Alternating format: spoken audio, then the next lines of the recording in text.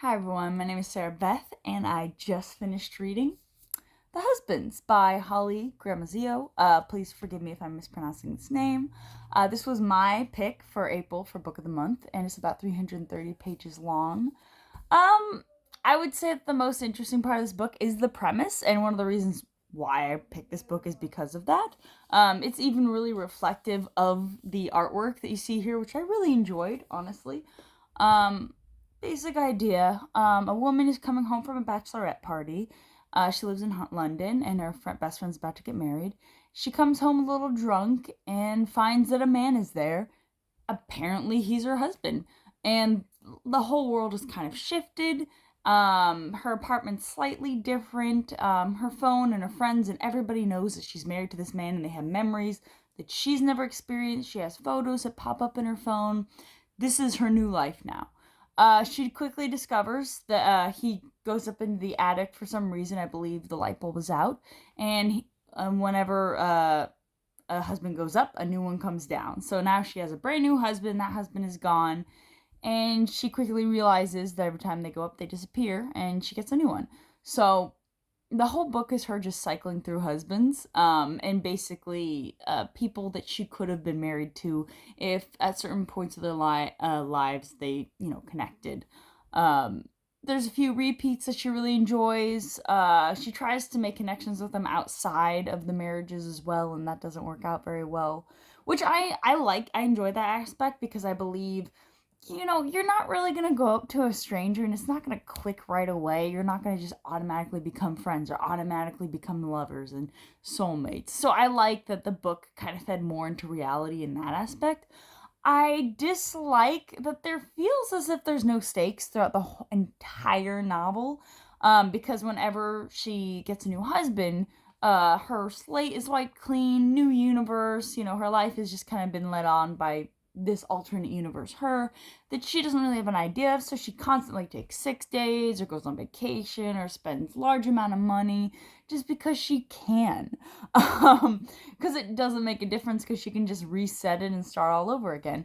And it gets a little monotonous. She does find someone who's in a similar predicament to her, who eventually settles down. I hope that's not too much of a spoiler, mostly because this book is, it's just the premise. That's the most exciting point of the book, and I wish that it did more with it. I do like that the laws of the book are kept throughout. The world will always reset, but I just wish that there was something more. It became kind of monotonous reading the new husbands over and over and over again.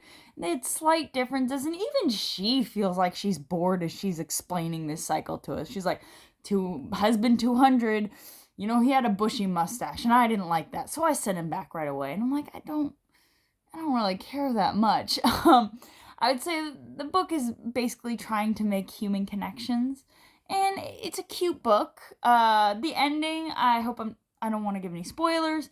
She tries to make stakes for herself, but I feel like it's a little bit too late.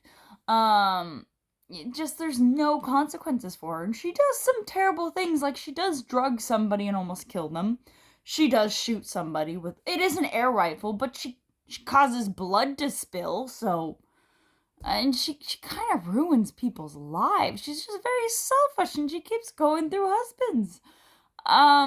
For instance, there's a husband that she has near the end who falls down the ladder coming out of the attic, so it's kind of her fault. And she's angry that people care about him. She's like, paying all this attention to this boyfriend, they don't care about me, and they were my friends first. I'm like, not in this universe, sweetheart. Like, find out why he's so nice. There's a reason people love him. You're just being a little drama queen. That's what you're being. I think that the prose is fine. I'm finding this a lot with modern books, and it's not that I dislike Book of the Month. I've found some really nice gems in the past. But personally, the story, it had such promise for me. I really liked the idea that the author pursued, but the actual writing style didn't blow me out of the water. There wasn't nothing beautiful or life affecting. It did help me get out of my reading slump, because the last book I read was Last of the Mohicans, and honestly, I couldn't really get through it. But this book, I read through easily. Pages were flying by. I didn't even have to try. So it's good for reading slump. It's fun-ish. I can't exactly recommend it just because I needed more. I needed it to mean at least something or to be more entertaining. I think instead, if something along the lines of just like a quirky kind of book that's almost centered in reality, I like The Secret Diary of Hendrik Groen.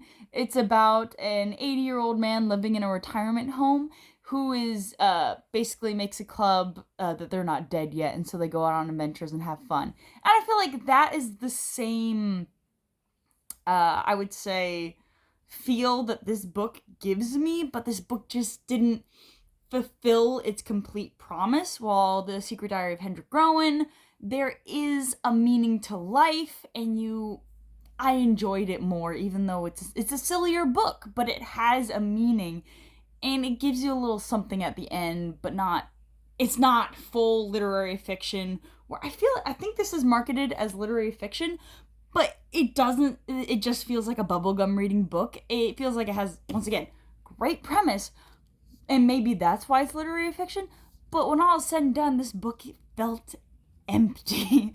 And it didn't even have great writing for me to cover it up. It was very much just, a woman going through her phone, a woman cycling through husbands, and I said, you get that enough on dating apps. You don't need it in your book. So as much as it hurts me to say, I wish this was good for me.